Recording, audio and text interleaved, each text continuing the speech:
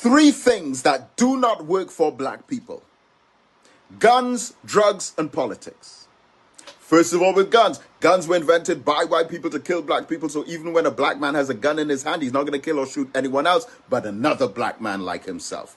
Because the possession of the gun is merged and combined with the indoctrination of self-hatred through white supremacy that came through a colonial agenda to miseducate us and a media representation of us as savages.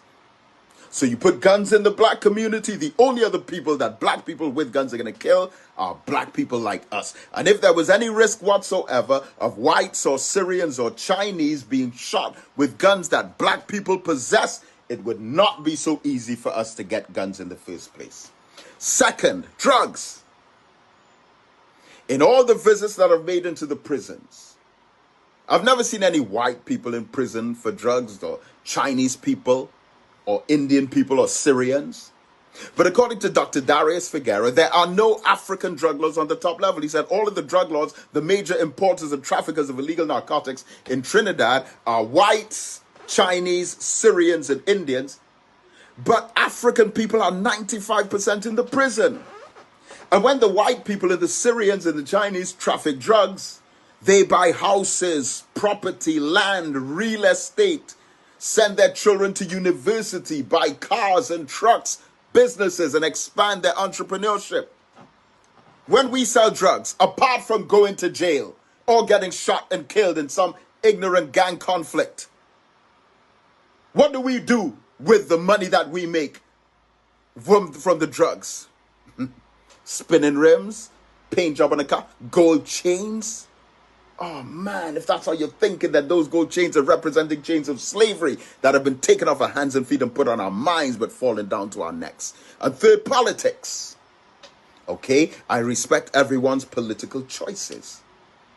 But you have all these different political parties, but when it comes to the backbiting and the quarreling and arguing and squabbling, it's African people in one party against African people in another party.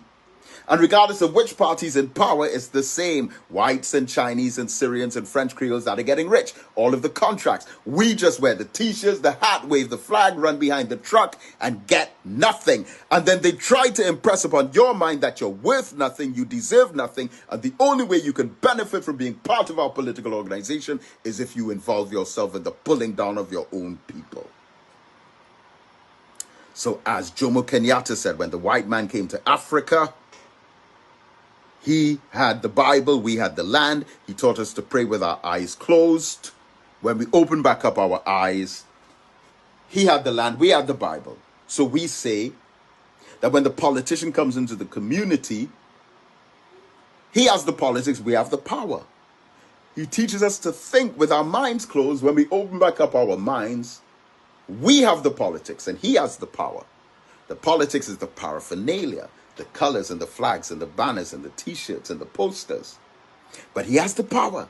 And he takes the power, which is the voting numbers combined, takes that power, gives it to his finances, and leaves the masses of the people in poverty. So guns, drugs, and politics, the negative impact of those within our communities have to be replaced by unity, self-sufficiency, business entrepreneurship, land ownership, and reorganization of our families.